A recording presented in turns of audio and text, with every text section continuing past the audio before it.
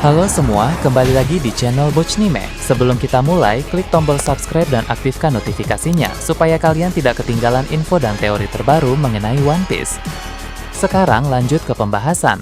Kali ini Mimin Bochnime melanjutkan scene selanjutnya. Oh ya, sebelum biar terus bisa berinteraksi dengan kalian, subscribe di channel ini ya, dan bantu ramain video Mimin juga. Oke, yuk kita bikin One Piece makin rame lagi. Scenes kembali memperlihatkan keadaan dunia bawah Elbaf, di mana Luffy dan Loki sedang melakukan sparring atas permintaan dari Chopper Gaban. Karena sang tangan kiri dari Roger itu ingin membuat kekuatan haki Luffy menjadi semakin terasah. Gaban ingin benar-benar mempersiapkan Luffy agar dia bisa bertarung dengan maksimal dalam mempertahankan bangsa Elbaf nanti. Mengingat si topi jerami itu memang akan memiliki peran yang sangat signifikan dalam pertarungan tersebut. Dalam sparring di dunia bawah ini, Gaban mengawasi mereka dan meminta Luffy untuk semakin fokus dalam penggunaan Haoshoku Haki. Luffy melakukan apa yang Gaban katakan, sehingga Loki sendiri bisa merasakan bahwa seiring berjalannya waktu, penggunaan Haki Luffy terus mengalami peningkatan. Dalam hati Loki berkata, dia sebenarnya malas untuk memuji manusia biasa, tapi perlu diakui bahwa Luffy ini memang sangat potensial. Dia adalah tipe orang yang mampu untuk berkembang dalam waktu singkat. Walau saat ini Haoshoku Haki Luffy memang masih di bawah Shanks, tapi menurut Loki tidak mustahil bagi Luffy untuk bisa mencapai level tersebut. Loki pun semakin menaruh perhatian khusus kepada Luffy karena dia paham si topi jerami itu bukan orang sembarangan. Loki bilang, di dunia yang luas ini memang banyak sekali orang yang sangat menarik. Sparring mereka pun semakin intens.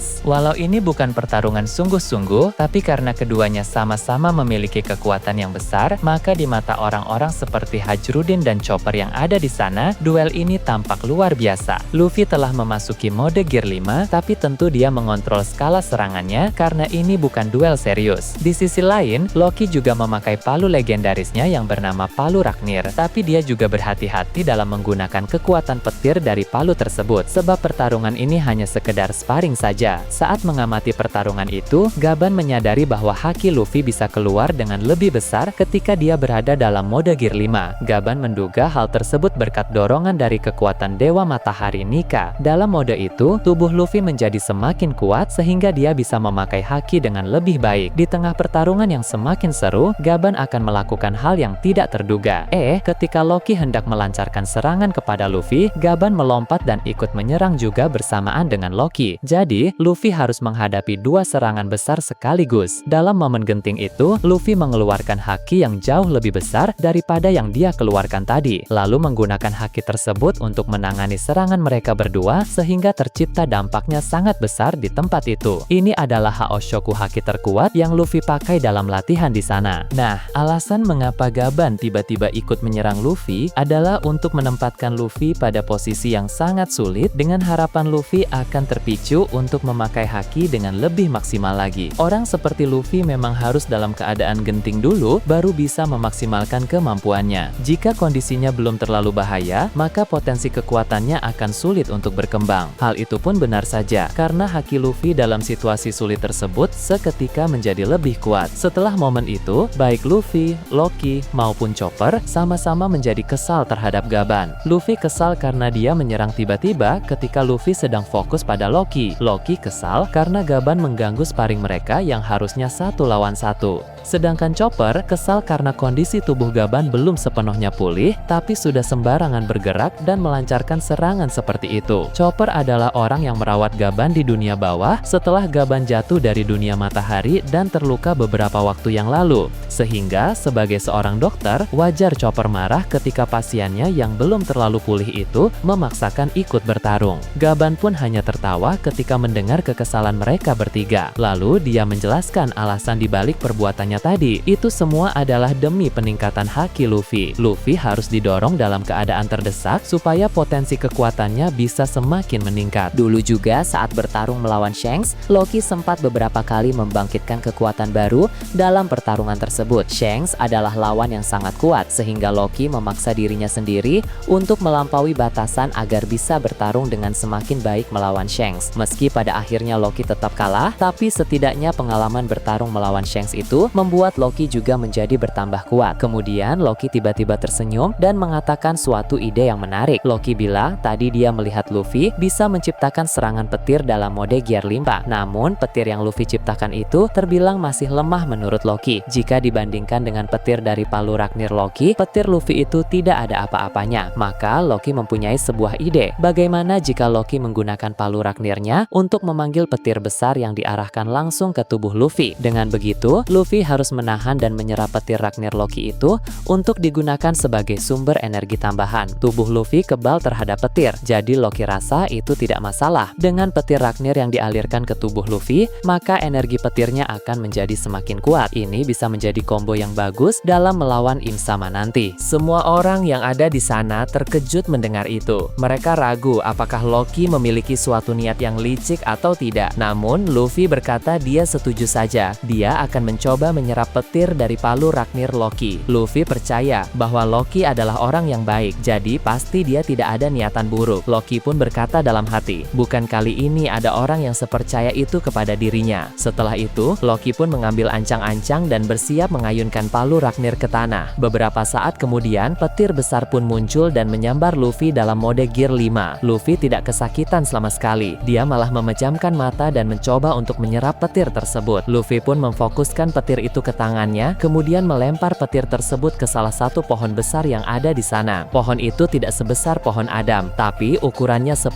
kali lipat lebih besar daripada tubuh Loki. Pohon itu pun seketika langsung hancur. Padahal pohon itu sebenarnya punya batang yang sangat kuat. Bahkan ratusan bola meriam saja tidak akan bisa menumbangkannya. Namun, pohon itu seketika langsung hancur terkena serangan petir dari Luffy tadi. Itu menandakan bahwa serangan petir barusan memang sangat kuat. Ini bisa menjadi combo yang bagus antara Luffy dan Loki, yang mana Loki memanggil petir dengan palu Ragnir. Lalu Luffy menyerap petir itu, kemudian menggunakannya menjadi sebuah serangan. Semua orang pun takjub melihat itu, termasuk Gaban. Gaban bilang combo tadi sangat bagus untuk melawan Im Sama nanti. Namun serangan combo tidak selalu bisa dilakukan. Persiapannya harus matang dan kondisinya pun harus mendukung. Jadi yang paling penting adalah meningkatkan kemampuan individual terlebih dahulu, baru tingkatkan lagi teknik-teknik combo yang lain. Gaban pun bilang, sparring Luffy dan Loki harus segera diakhiri. Sekarang si topi jerami itu harus fokus sendiri untuk mengeluarkan dan mengendalikan haki sekuat tadi, tapi dalam keadaan yang biasa saja. Tadi keadaannya terbilang sangat genting, di mana Gaban dan Loki menyerang secara bersamaan sehingga Luffy terpicu untuk memakai haki sekuat itu. Namun jika ingin maksimal dalam penguasaan haki, Luffy harus bisa memakai haki yang berskala besar dalam berbagai situasi apapun. Tidak hanya saat Luffy dalam bahaya saja, tapi juga dalam keadaan yang normal, Luffy harus bisa memiliki kontrol penuh untuk mengeluarkan serta mengendalikan hakinya dengan level kekuatan sesuai keinginan. Gaban tahu, dalam keadaan biasa, haki sekuat tadi belum bisa Luffy pakai. Itu berarti Luffy belum memiliki kontrol penuh atas haki di tubuhnya. Orang-orang hebat seperti Shanks bisa memakai haki dengan maksimal dalam segala keadaan dan kondisi apapun. Jadi Luffy juga harus seperti itu. Gaban bilang, keluarkan haki dalam skala besar seperti tadi, lalu kendalikan menjadi serangan dan diarahkan ke salah satu pohon besar yang ada di hutan Elbaf itu. Gaban akan melihat dan merasakan sendiri sudah sejauh mana kemampuan haki milik Luffy. Tadi, Luffy bisa menghancurkan pohon yang sangat besar dengan serangan gabungan bersama dengan Loki. Nah sekarang, apakah Luffy bisa melakukannya sendiri dengan pure haki miliknya atau tidak? Sementara itu, di cabang unik antara dunia bawah dan dunia matahari, masih ada Zoro dan Sanji dalam pertarungan melawan monster mimpi buruk yang ada di sana. Keduanya bisa mendengar dan merasakan bentrokan serangan dari Loki, Gaban, dan Luffy tadi. Bahkan, petir Ragnir Loki pun terlihat menyambar ke dunia bawah. Para raksasa lain yang ada di sana juga mendengar dan bisa merasakan itu. Kru Hajrudin yang bernama Stenson berkata, sepertinya ada monster atau raksasa iblis kuat yang dihadapi oleh mereka di bawah sana. Nah, namun, Zoro dan Sanji sama-sama tahu bahwa bukan itu alasan dari dampak bentrokan tadi. Mereka bisa merasakan aura haki Luffy, Gaban, dan Loki. Jadi, mereka menduga bahwa orang-orang di dunia bawah itu saat ini sedang berlatih. Hal tersebut juga memicu Zoro dan Sanji untuk semakin bersemangat dalam menguasai teknik baru mereka masing-masing. Sebagaimana Mimin bahas pada video sebelumnya, Zoro ingin mengoptimalkan tebasan energi kutukan Shodai Kitetsu yang dia padukan dengan haki, karena hal tersebut membuat dampak tebasannya menjadi semakin kuat. Sedangkan Sanji, dia ingin memaksimalkan tendangan baru dalam mode Ifrit Jambe, di mana dia bisa melancarkan api biru dari jarak jauh. Berpindah ke tempat lain, Pulau Hachinosu akan kembali ditampilkan di area tempat Ben Beckman berada. Dia sudah berhasil mengalahkan para kru dari aliansi Kurohige yang merupakan rival Wang Shi. Rekan-rekan orang itu yang tadi bertarung bersamanya pun sudah ditumbangkan oleh Ben Beckman dalam mode 3 haki tingkat tinggi. Jadi sekarang tersisa rival Wang Shi sendiri harus dihadapi di sana. Nah, tapi mode 3 haki Ben Beckman kini sudah berakhir. Mode tersebut memang sangat menguras tenaga karena memakai 3 haki tingkat tinggi dengan optimal pada saat yang bersamaan, sehingga tak bisa dipakai dalam waktu yang terlalu lama. Rival Wang Shi pun tertawa dan bilang, sungguh mengagumkan Ben Beckman, bisa mengalahkan musuh sebanyak itu seorang diri. Namun dia melihat bahwa kondisi Ben Beckman sekarang sudah semakin lelah karena efek dari kemampuan tadi, sehingga dia percaya diri akan bisa menang melawan Ben Beckman. Namun Ben Beckman dengan santai menanggapi perkataannya. Dia bilang dirinya merasa tak akan kalah dalam kondisi apapun juga,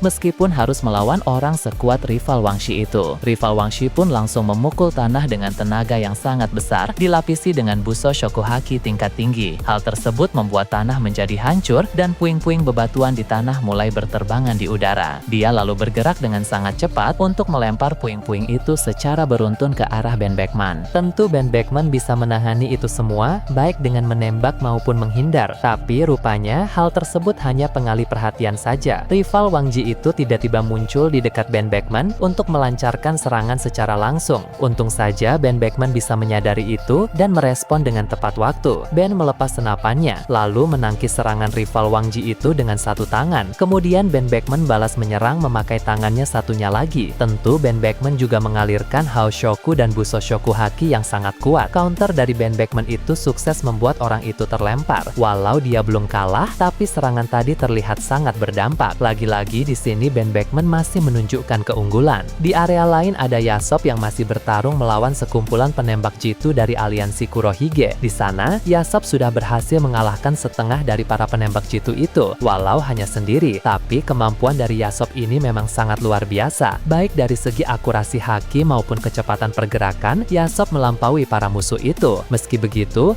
ada salah satu dari mereka yang memiliki kemampuan merepotkan. Dia merupakan penembak jitu terkuat yang ada di kelompok itu. Dia dan Yasop pun beradu serangan dan saling beradu teknik, yang mana pertarungan itu akan berjalan dengan cukup panas. Lalu di area lain lagi ada kelanjutan pertarungan antara Bogart dan Lakiru melawan Katarina Devon, Seraphim Kuma, dan pemimpin unit rahasia pengguna buah iblis dari bajak laut Kurohige. Berhubung pertarungan itu semakin berlarut-larut, Bogart punya rencana untuk mengakhirinya dengan cepat, tapi dia membutuhkan Lakiru dalam melakukan rencana ini. Dia akan melancarkan suatu tebasan kuat dengan skala yang sangat besar, tapi akan membutuhkan waktu untuk persiapan serangan itu. Sebab untuk memakai teknik tersebut akan diperlukan Buso Shokuhaki yang sangat besar, fokus tingkat tinggi untuk memaksimalkan teknik berpedang, serta sebuah ketenangan yang tidak boleh diganggu terlebih dahulu. Jadi selagi Bogart persiapan, dia ingin Lakiru melawan ketiga musuh itu agar tidak mengganggunya. Nah, tak cuma itu saja, Bogart juga ingin Lakiru membuat mereka bertiga berada di posisi yang tidak terlalu berjauhan satu sama lain, agar dampak serangannya nanti bisa maksimal mengenai para musuh itu. Ini tentu bukan tugas yang mudah, tapi Lakiru menyanggupi hal itu. Dia akan melakukannya dengan sebaik mungkin. Beralih ke tempat lain, Wano Kuni kembali mendapat sorotan. Sebagaimana Mimin bahas pada video sebelumnya, aliansi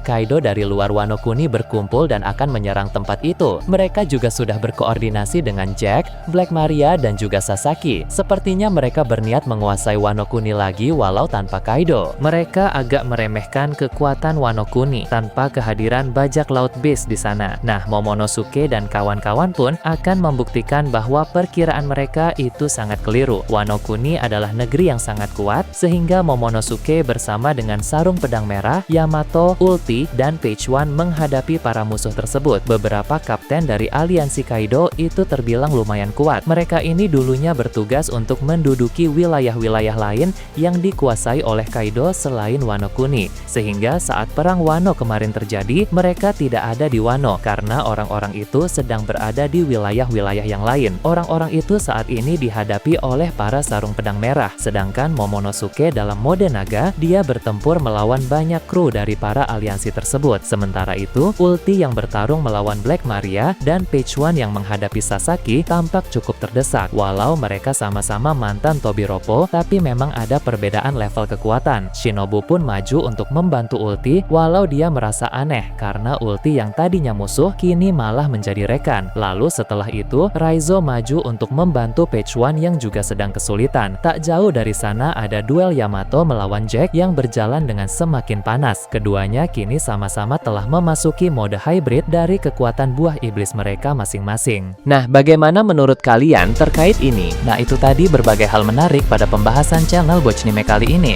Menurut kalian bagaimana? Silahkan tulis di kolom komentar di bawah. Oke, segitu saja untuk pembahasan kali ini. Jangan lupa like, share, dan subscribe untuk video menarik selanjutnya. Peaceful World!